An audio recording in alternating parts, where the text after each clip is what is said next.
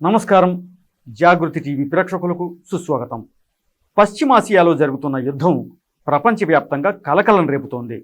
ధరలు పెరుగుతున్నాయి, వ్యాపారాలు దెబ్బతింటున్నాయి, ఉద్యోగాలు గల్లంతవుతున్నాయి, కుటుంబాలు కష్టాల పాలవుతున్నాయి.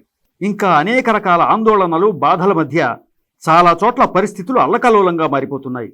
ఈ నేపథ్యంలో భారతీయుల విషయానికొస్తే ఎలాంటి జీవన విధానం మనల్ని విపత్కర పరిస్థితుల నుంచి కాపాడుతుంది? మన సంస్కృతి, జీవనశైలి మనకు ఇచ్చే రక్షణ ఎటువంటిది? శ్రీ భువనేశ్వరి పీఠాధిపతులు శ్రీ శ్రీ శ్రీ కమలానంద భారతీ స్వామీజీ వారు మనతో ఉన్నారు. వారిని అడిగి భారతదేశంపై ఈ యుద్ధాల ప్రభావాలు, పరిణామాలు, మన సంస్కృతి మనకు ఇచ్చేటువంటి పరిష్కారాల గురించి తెలుసుకుందాం. నమస్కారం స్వామీజీ. అమెరికా, ఇజ్రాయెల్ ఒకవైపు, ఇరాన్ మరొక వైపు, మనకు సంబంధం లేని చోట జరుగుతున్నటువంటి ఈ యుద్ధం ప్రపంచవ్యాప్తంగా వ్యక్తి నుంచి వ్యవస్థల వరకు అన్నిటినీ, అందరినీ కలవరపెడుతోంది.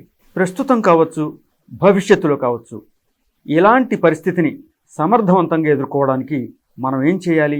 మన జీవనశైలి ఎలా ఉండాలి? దయచేసి తెలియచేయండి. మన భారతదేశం మీదనే గత 30 సంవత్సరాలుగా ఎక్కడ యుద్ధం జరిగినా దాని ప్రభావము ప్రపంచంలో ఇతర దేశాల మీద ఉన్నంతగా మన మీద ఎప్పుడూ లేదు.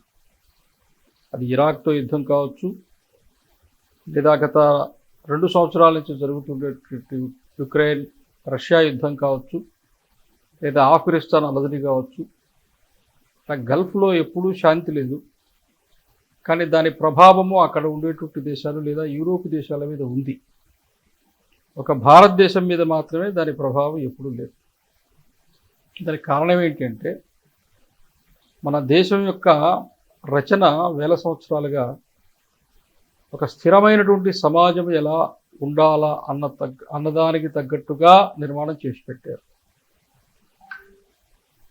ఇరాక్ మీద దాడి జరిగినప్పుడు 1990 ఆ ప్రాంతంలో, అప్పుడు హిందూ ఆంగ్ల పత్రికలో ఒక వ్యాసం వచ్చింది. ఒక బుల్లెట్ కూడా పేల్చకుండానే ఇతర దేశాలు ఏవైతే దాడి చేశాయో, నాటో దేశాలు ఇరాక్ మీద, దాదాపు ఒక అరపూటలోనే అది పూర్తిగా లొంగిపోయింది.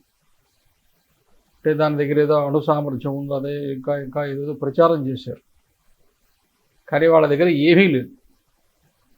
ఆ దేశాన్ని పూర్తిగా ఒక్క రోజులోనే ఆక్రమించుకోగలిగారు. అక్కడ విమానాశ్రయాలు ధ్వంసం అయిపోయినాయి, నౌకాశ్రయాలు ధ్వంసం అయిపోయినాయి, రవాణా వ్యవస్థ, బ్రిడ్జీలు మొత్తం పోయినాయి. కాబట్టి మొత్తము సమాజం అంతా కూడా కకావికలమైపోయింది ఇరాక్లో. ఒకవేళ ఇరాక్ మీద జరిగినటువంటి దాడి లాంటిదే జరిగితే భారతదేశంలో కూడా విమానాశ్రయాలు పేల్చేస్తే, నౌకాశ్రయాలు పేల్చేస్తే, రైల్వే మార్గాలు కానీ, రోడ్డు మార్గాలు కానీ ఇవన్నీ ధ్వంసం చేస్తే అప్పుడు భారతదేశం పరిస్థితి ఏంది అని ఆయన ఒక వ్యాసం రాశారు.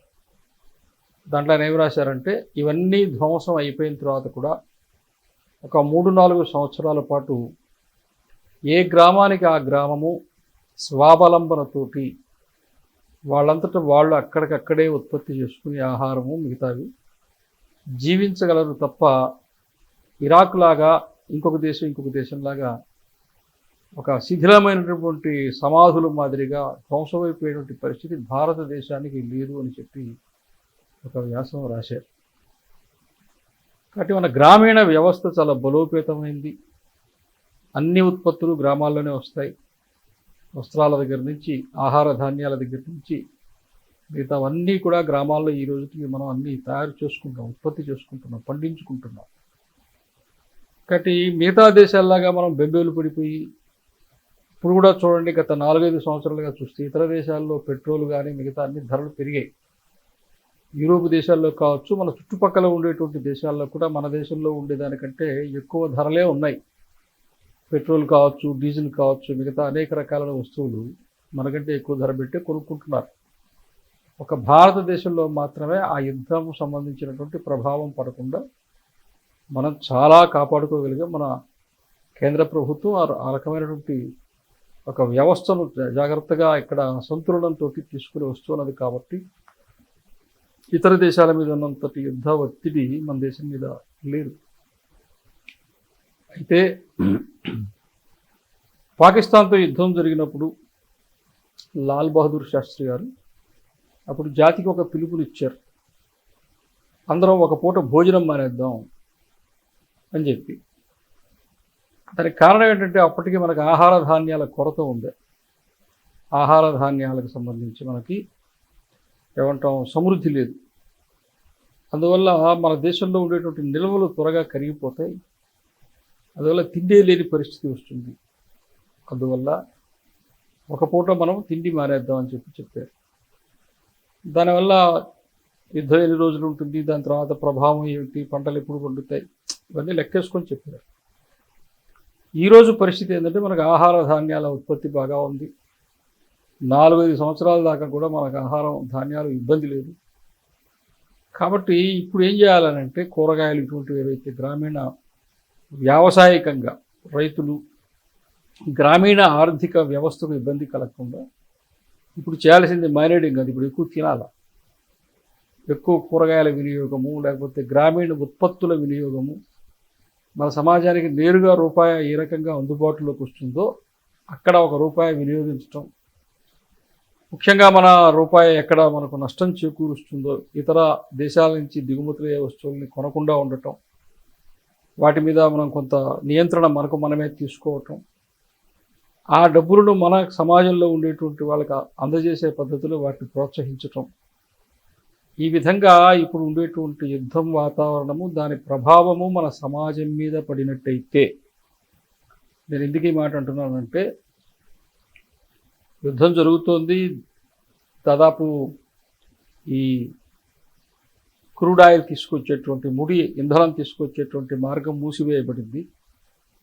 చాలా దేశాల్లో 52-3 రోజుల వరకు మాత్రమే వాళ్ళకి చమురు నిల్వలు ఉన్నాయి. మనకు దాదాపు 60 రోజులకు చాలా ఉన్నాయి. కాబట్టి 60 రోజుల దాకా దేశం ప్రపంచం ఇలాగే ఉంటుందని లేదు. ఇంతటి ఒక పరిస్థితిలో కూడా రష్యా నుంచి నేరుగా చమురు తెచ్చుకునే అవకాశం మనకుంది. తూర్పు తీరం నుంచి, రష్యా తూర్పు ప్రాంతం నుంచి జపాన్ అటు ఆ మార్గంలో నేరుగా మనకు నౌకా మార్గం ఉంది కాబట్టి మనకు యుద్ధ ప్రభావం దాని మీద లేదు కాబట్టి ఇక్కడికి తెచ్చుకోవచ్చు. రెండోది ఏంటంటే ఇరాన్ మిగతా దేశాల షిప్పులన్నీ ఆపేసి ఒక భారతదేశానికి మాత్రం మీ ఓడలు ఈ మార్గంలో నడిపించుకోండి అని చెప్పి మనకు అనుమతి ఇచ్చారు. మన భారతదేశపు ప్రస్తుతపు నాయకత్వం మోడీ గారు కావచ్చు, మన కేంద్ర నాయకత్వం ఎలా ఉందంటే అన్ని దేశాలు మనతో సఖ్యంగా ఉన్నాయి. ఇప్పుడు చూడండి, ఇరాన్కి ఇజ్రాయెల్కి పడదు, అలాగే రష్యాకి ఇజ్రాయెల్కి పడదు, అలాగే రష్యా ఇరాను స్నేహితులు, అమెరికా ఇజ్రాయెల్ స్నేహితులు, వీళ్ళందరూ మనకు స్నేహితులు. రష్యా మన మాట వింటున్నాడు, ఇరాన్ వాళ్ళు వింటున్నారు, ఇజ్రాయెల్ వాళ్ళు వింటున్నారు.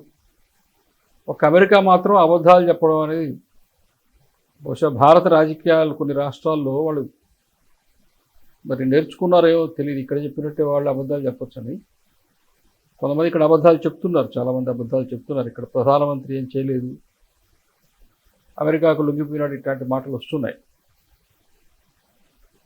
మేము చెప్తేనే యుద్ధం ఆపేడు అని చెప్పి ఎప్పుడైతే చెప్పారో అప్పటి నుంచి అమెరికా ప్రతిదీ అబద్ధం ఆడుతున్నారు. ఈ దేశానికి, ఈ దేశంలో ఉండేటువంటి ప్రభుత్వానికి, ఈ దేశంలో ఉండేటువంటి పరిపాలకుల మీద విశ్వాసము లేకుండా, విశ్వాసము తప్పించేటువంటి పద్ధతిలో ఒక వాతావరణాన్ని ఒక అగ్రరాజ్యం ఈ దేశంలో తనకు తాను ఒకటి ఏర్పాటు చేస్తూ ఉన్నది. దీని అర్థం ఏమిటంటే అన్ని దేశాలు అయిపోతే మీ దేశమే తర్వాత అని చెప్పి హెచ్చరించేటువంటి ఒక అహంకారంతో వాళ్ళు ఆ రకంగా ప్రవర్తిస్తూ ఉంటే ఇక్కడ బుద్ధి మాంద్యము లేదా బుద్ధిహీనత కారణంగా ఈ దేశంలో కొంతమంది మేధావులు, కొన్ని రాజకీయ పార్టీలు దాని భుజానికి ఎత్తుకుని మన దేశాన్ని బలహీనపరిచేటువంటి పద్ధతుల్లో ప్రవర్తిస్తూ ఉన్నాయి. కానీ కేంద్ర నాయకత్వం చాలా స్పష్టమైన విధానంతో ముందుకు పోతూ ఉన్నారు. ఎక్కడ ఏం తెచ్చుకోవాలి, పెట్రోలియం ఎక్కడి నుంచి తెచ్చుకోవాలి, ఏ దేశం నుంచి, ఇవన్నీ కూడా మాకు ఎప్పుడు అవసరమైతే అప్పుడు మేము అక్కడి నుంచి తెచ్చుకుంటామని చెప్పి మన విదేశాంగ మంత్రి కూడా చెప్పారు. కాబట్టి మనకు వచ్చిన ఇబ్బంది తక్షణం ఏమీ లేదు.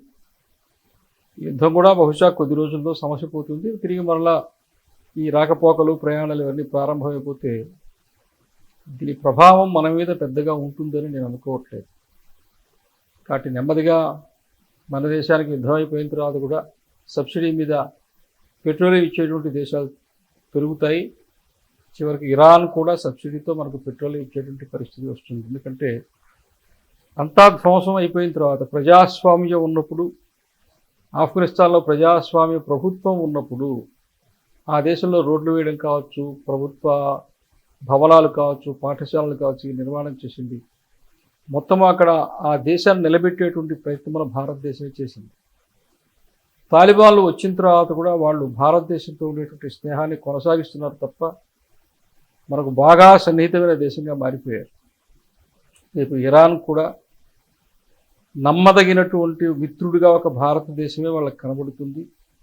ఆ సంకేతాలు నిన్న ఈరోజు మనకు వస్తూ ఉన్నాయి.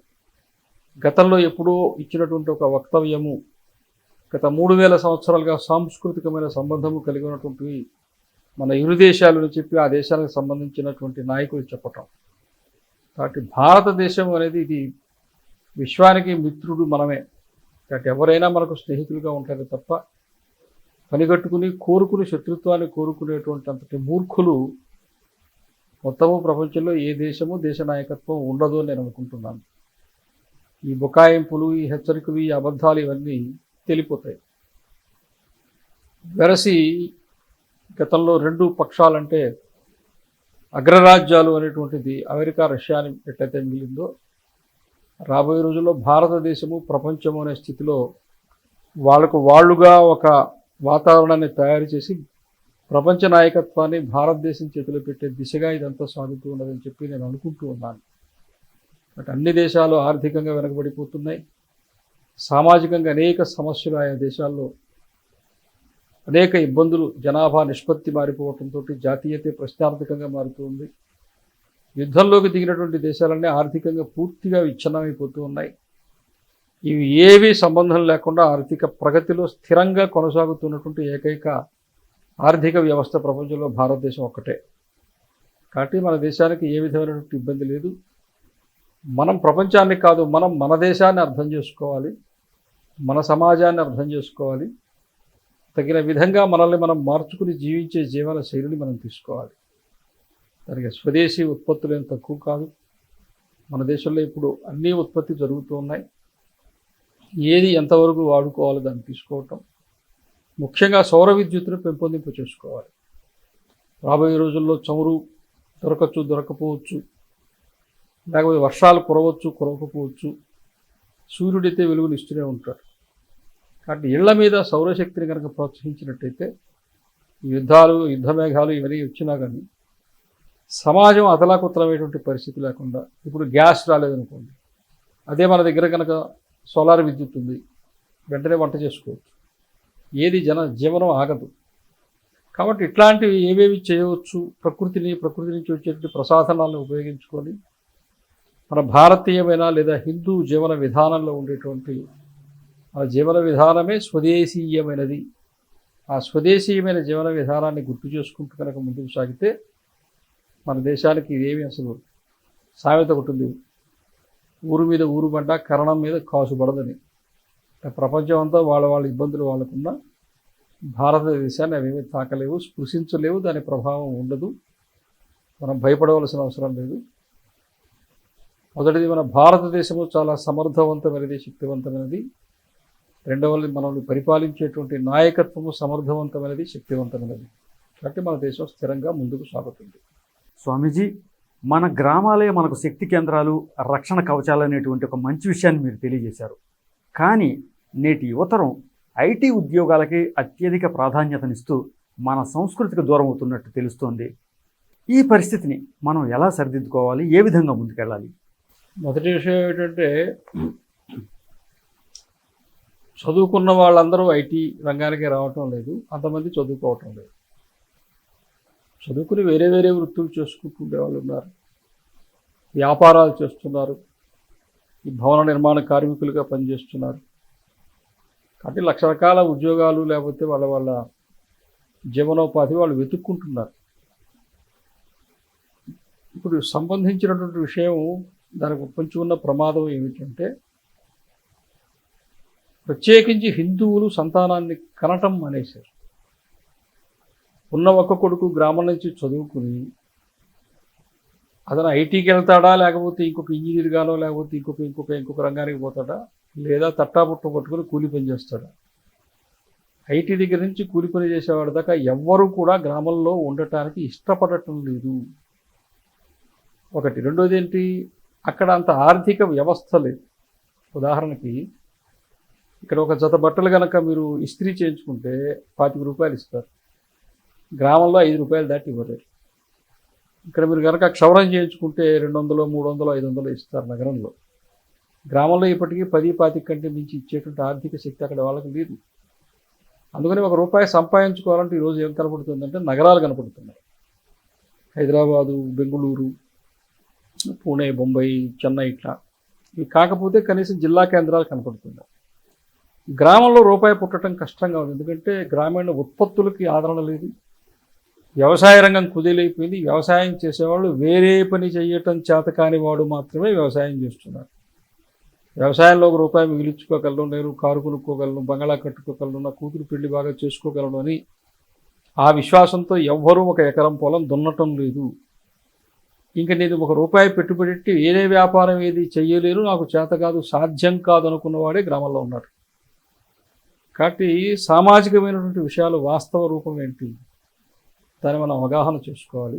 అందుకని నిన్న ఆంధ్రప్రదేశ్ అసెంబ్లీలో దాన్ని తీవ్రంగా చర్చించారు. నేను ముఖ్యమంత్రి కావచ్చు, శాసనసభ్యులు కూడా ఇప్పటికి బుర్రకెక్కింది. ఎందుకంటే వాళ్ళ నియోజకవర్గాల్లో ఈ రోజున తెలంగాణ రాష్ట్రం కావచ్చు, ఆంధ్రప్రదేశ్ కావచ్చు, ఈరోజు గ్రామంలో ఎకరా 20 లక్షలు అమ్ముతూ ఉండే నేల 20 సంవత్సరాల తర్వాత ₹1,00,000 ఇచ్చి తీసుకోబోయినా కూడా తీసుకునేవాడు లేడు.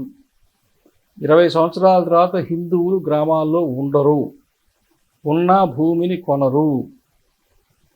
కాబట్టి మీకు గ్రామాలు ఒట్టిపోతున్నాయి. వ్యవసాయం కూడా బీడుబారిపోయే పరిస్థితి వచ్చేసింది. ఈ రోజున కొన్ని జిల్లాల్లో, కొన్ని గ్రామాల్లో కౌలుకి ఇస్తే కూడా తీసుకుని వ్యవసాయం చేయడానికి ఎవరు ముందుకు రావట్లా. 2-3 సంవత్సరాలు అలా పడినాయి భూములు. కాబట్టి ఇదేం చిన్న విషయం కాదు. మనకు బయట దేశాలతోటి యుద్ధము అనేటువంటి ప్రమాదము సమీప భవిష్యత్తులో లేదు. అంతర్గతంగా మన సమాజము తనకు తాను రోజూ ఓడిపోతూ ఉన్నదనే విషయాన్ని గ్రహించాలి. గ్రామాల్లో వృత్తులు పోయినాయి. అప్పుడెప్పుడేదో పాట వచ్చింది, పల్లె కన్నీరు పెడుతుందో అని ఒక పాట. అది అక్షర సత్యం. ఈరోజు మనకందరికీ ప్రతి గ్రామాన కనపడుతూ ఉన్నది. ఈరోజు కృష్ణా జిల్లాలో వ్యవసాయం పనిచేయడానికి ఒరిస్సా, బీహార్, బెంగాల్ నుంచి కూలీలు వస్తున్నారు. ఎందుకంటే దారుణమైన విషయం ఏంటి, దాదాపు 300-400 సంవత్సరాల నుంచి వ్యవసాయ కూలీలు అక్కడి నుంచి మిగతా దగ్గరలోకి వచ్చేవాళ్ళు. కృష్ణా, గుంటూరు జిల్లాల నుంచి, గోదావరి జిల్లాల నుంచి వ్యవసాయ కూలీలు వలస వచ్చి అక్కడ పని చేసుకొని తిరిగి వెళ్ళేవాళ్ళు. ఈరోజు ఇక్కడ వ్యవసాయ కూలీ అనే మనిషే లేదు. కాబట్టి అక్కడి నుంచి వచ్చి వాళ్ళు 2 ఏళ్ళు 3 ఏళ్ళు వేరే రాష్ట్రాల నుంచి వస్తారు. నెమ్మదిగా వాళ్ళే ఇక్కడ స్థిరపడిపోతూ ఉన్నారు. కాబట్టి వేరే రాష్ట్రాల నుంచి వచ్చేవాళ్ళు, ముఖ్యంగా బెంగాల్ నుంచి వస్తున్నటువంటి వాళ్ళు బెంగాల్ వాళ్ళ, బంగ్లాదేశ్ వాళ్ళకి తెలియదు. అట్లాగే అన్ని రంగాల్లోకి బంగారం పని హిందువుల చేతుల్లో లేదు, ఇనుము పని మన హిందువుల చేతుల్లో లేదు, టైలరింగ్ మన హిందువుల చేతుల్లో లేదు, క్షవరం మన హిందువుల చేతుల్లో లేదు. హైదరాబాద్లో పెళ్లి చేసుకుంటే పెళ్లి కూతురు, పెళ్లి కొడుకు తప్ప మిగతా అవన్నీ ముస్లిమ్సే చేస్తున్నారు. చివరికి పెళ్లి కూతురికి చీర కూడా వాళ్ళే కడుతున్నారు. ఇంట్లో జిమ్ ఉంటే ట్రైనర్స్ కూడా వాళ్ళే, మగవాళ్ళకి ఆడవాళ్ళకి వాళ్ళే. కారణం ఏంటి, వాళ్ళ దగ్గర ఏ పనైనా చేయడానికి అంతమంది మనుషులు ఉన్నారు. మన దగ్గర అంతమంది మనుషులు లేరు. కాబట్టి అన్ని పనులకు మనం వాళ్ళ మీద ఆధారపడాల్సి వస్తున్నారు. కాబట్టి మనిషికి బలం మనిషి తప్ప, మనిషికి బలం డబ్బు కాదనే సంగతి ఇప్పుడు అర్థమవుతుంది. అందువల్ల ఈరోజు అక్కడ పిల్లల్ని కనడం కనుక చేస్తే వాళ్ళకి 25,000 మేము వాళ్ళకి ప్రోత్సాహకాలు ఇస్తామని చెప్పి ఆంధ్రప్రదేశ్ అసెంబ్లీలో నిర్ణయం తీసుకున్నారు. ఇది చాలా గ్రామాల్లో తిరుగుతుంటారు. చాలా గ్రామాల్లో ఆస్తులు అమ్ముకుని వెళ్ళిపోతున్నారు. బజార్లు ఖాళీ అయిపోతున్నాయి. హిందువులు పలాయనవాదం అక్కడి నుంచి ఎక్కడో వెతుక్కుంటూ వెళ్ళిపోతున్నారు. వేలాది ఎకరాలు రాబోయే 20-25 సంవత్సరాల్లో బీడుబడిపోతున్నాయి. ఇది నా భూమిని చెప్పుకునే మనిషి దిక్కు కూడా లేదు. ఇది చాలా ప్రమాదకరమైనది. భారతదేశంలో అంతర్గతంగా చేయని యుద్ధం ఒకటి జరుగుతుంది. ఆ యుద్ధంలో మనం ఓడిపోతున్నాం. కాబట్టి హిందూ సమాజం మేలుకోవాలి. వెంటనే 2, 3, 4 పిల్లల్ని కనండి. అట్లాగే కొంతమంది మన ప్రైవేట్ కాన్వెంట్లు నడిపించే వాళ్ళు 3వ పిల్లలుగా సంతానంగా ఉన్నట్టయితే వాళ్ళకి మేము ఫీజు కట్టించుకోము, వాళ్ళకి యూనిఫామ్ కావచ్చు, పుస్తకాలు చదువు కూడా మేము ఉచితంగా ఇస్తాము. అలా సంతానాన్ని ప్రోత్సహించేటువంటి దానికి స్కూల్స్ కూడా ముందుకు వస్తున్నాయి. దానికి కారణం ఏంటంటే పిల్లలు తగ్గిపోతే స్కూళ్ళు కూడా మూతపడిపోతాయి. ఈరోజు ఇప్పటికి లక్షల లక్షలు లోన్లు తీసుకొచ్చి స్కూల్ బిల్డింగులు కట్టారు. జనాభా తగ్గిపోతే స్కూళ్ళు కూడా నడవవు. Government, central government, state government రెండు కూడా స్కూళ్ళు ఎందుకు మూసేస్తున్నారంటే ఆ స్కూల్స్లో జాయినింగ్స్ లేవు, అడ్మిషన్స్ లేవు, ఎవరు రావట్లేదు, చదువుకునే వాళ్ళు లేరు. అందుకని జనాభా చాలా తీవ్రంగా తగ్గిపోతూ ఉన్నది. ముస్లిమ్స్ జనాభా తీవ్రంగా పెరుగుతూ ఉన్నది. ఒక్కొక్క తరగతిలో 3-4 ముస్లిమ్స్ ఉండేటువంటి పరిస్థితి ఉంటే ఈ రోజున 40 మంది క్లాస్ రూమ్లో 20 మంది ముస్లింలు ఉంటున్నారు. 20 మంది. 80% హిందువులకు సంబంధించిన వాళ్ళు 50%, 15%, 12% ఉండే ముస్లింలకి 50%. అంటే వాళ్ళని తప్పు పట్టడానికి అనట్లేదు. వాళ్ళు జనాభాను పెంచడం అనేటువంటిది అది బరువుగా కానీ లేకపోతే నేను ఎట్లా ఈ కుటుంబాన్ని ఈదగలలోని కానీ అటువంటి ఆలోచనలు వాళ్ళకి లేవు. ముస్లింలు ఏం ఆలోచిస్తున్నారంటే 10 మంది ఉండడమే మనకు బలము, మనకు ఐశ్వర్యము, మనకు సంపద, మనం ఆ 10 మందిని ఆధారంగా చేసుకుని నెలకు 10 మందివి 10 లక్షలు ఇంటికి తెచ్చుకోవచ్చని వాళ్ళు ఆలోచిస్తున్నారు. హిందువులు సంతానం పెరిగితేట ఉండే 1 లక్షే మేము ఇద్దరం తిందని ఒక్కళ్ళే ఉంటున్నారు. అందుకని హిందువుల మనస్తత్వంలో మార్పు రావాలి. ఖచ్చితంగా మన జనాభాని పెంచేటువంటి పని ప్రయత్నపూర్వకంగా చేయాలి అంటే ఇప్పుడు ఎర్ర త్రికోణం కుటుంబ నియంత్రణ అని చెప్పి 1960వ దశకంలో ప్రారంభం చేస్తే 70వ దశకానికి ఆపరేషన్లు ప్రారంభమైనాయి. 1970 తర్వాతనే కుటుంబ నియంత్రణలో వేగం అందుకుంది. 60 నుంచి చెప్తే 10 సంవత్సరాల పాటు మైకులు పెట్టుకొని చెప్పారు. ఊర్లో ప్రచారం చేశారు. మనం కూడా పిల్లల్ని కనండి అని ఇప్పుడు చెప్పడం మొదలు పెడితే కనీసం 2016కో 26కో అది అందుకుంటుంది. కాబట్టి జనాభాని హిందువులు పెంచాలి. ఆ హిందువులుగా ఆలోచించి పెంచాలి. వాళ్ళు సమాజానికి భారంగా పుట్టేటువంటి వాళ్ళు కాదు. వాళ్ళు దేశం కోసము, ధర్మం కోసము, సమాజ హితం కోసము జీవించేటువంటి వ్యక్తుల్ని తయారు చేసేటువంటి పద్ధతిని కూడా తల్లిదండ్రులనండి, దంపతులనండి, భార్యాభర్తలనండి వాళ్ళు ఆ పద్ధతిలో ఆ పిల్లల్ని సాకగలగాలి. ఆ రకమైన మార్పు సమాజంలో వస్తే ఇది నిలబడుతుంది. స్వామీజీ, మీ పాదయాత్రలో భాగంగా మీరు ఎన్నో గ్రామాలని పర్యటించారు. మీరు ఇప్పుడు ఏదైతే ఆకాంక్షిస్తున్నారో అందుకు సంబంధించినటువంటి సంకేతాలు మీకు ఏమన్నా కనిపించాయా? అంటే హిందూ సమాజానికి ఒక మంచి అలవాటు ఉంది. అది బాధ్యతల నుంచి కానీ కర్తవ్యాల నుంచి కానీ పక్కకు పోదు. చెప్పేవాడు ఉండాలి. కుటుంబ నియంత్రణ చేసుకొని 10 సంవత్సరాలు చెప్తే 1000 సంవత్సరాల నుంచి ఉండేటువంటి ఆచారాన్ని పక్కన పెట్టుకుని అందరూ ఆచరించారు. అసలు హిందూ ధర్మంలో, వైదిక ధర్మంలో సంతానాన్ని ఆపడం అంగీకరించదు కదా. కానీ దాన్ని మార్చుకున్నారు. ఇప్పుడు మరలా ఇప్పుడు చెప్పడం మొదలుపెట్టి ఇది కూడా వింటే ఒక 5-10 సంవత్సరాలు కూడా ఖచ్చితంగా వింటారు. ఎందుకంటే ఈ రోజున గో సంరక్షణ ఉద్యమం వచ్చిన తర్వాత ఇళ్లలో గోవులు పెంచుకోవటం బాగా పెరిగింది. దేవాలయాలకు భక్తులు పెరిగారు. తర్వాత ప్రవచనాలు వింటున్నారు. సకారాత్మకంగా చాలా మార్పులు సమాజంలో కనపడుతూ ఉన్నాయి. హిందుత్వానికి అనుకూలమైన మార్పులు కనపడుతూ ఉన్నాయి. ఇదిగో ఫలానాది చేయకూడదు అంటే చేయడం మానేస్తున్నారు. ఇది ఆచరించుకోవాలంటే ఇది ఆచరిస్తూ ఉన్నారు. కాబట్టి హిందూ సమాజం ఎప్పుడూ కూడా ఇంతకంటే సక్రమమైన, ఇంతకంటే వ్యవస్థీకృతమైన, ఇంతకంటే ఆచరణాత్మకమైన సమాజం భూమి మీద ఇంకొకటి లేదు. హిందువులు ఎప్పటికప్పుడు ఏది కావాలంటే అది దాన్ని స్వీకరించి తమ జీవితంలో ఆచరించుకోవడానికి సంసిద్ధంగా ఉంటారు. ఆలోచించి మనమేదో వాళ్ళ మీద ఒత్తిడి తెస్తానో లేకపోతే వాళ్ళ మీద రుద్దితేనో కాదు. మనం చెప్పింది సత్యమా అసత్యమా గ్రహించుకుని ఇది మనం చేయవలసిందే, ఇది మన బాధ్యత అనుకుంటే తప్పకుండా చేస్తారు. కాబట్టి అటువంటి ఇబ్బంది మన సమాజంలో లేదు. మనం చెప్పడం మొదలు పెడితే మార్పు వస్తుంది. ధన్యవాదాలు స్వామీజీ. యుద్ధాల పరిస్థితులు, పరిణామాలు, మన సంస్కృతి ఇచ్చేటువంటి పరిష్కారాలు, యువతరం బాధ్యతలు, కర్తవ్యం, ఇలా అనేక విషయాలు మాకు తెలియజేశారు. మీ వంటి పెద్దల మార్గదర్శనం ఎప్పటికీ ఉండాలని మరీ కోరుకుంటున్నాం. నమస్కారం.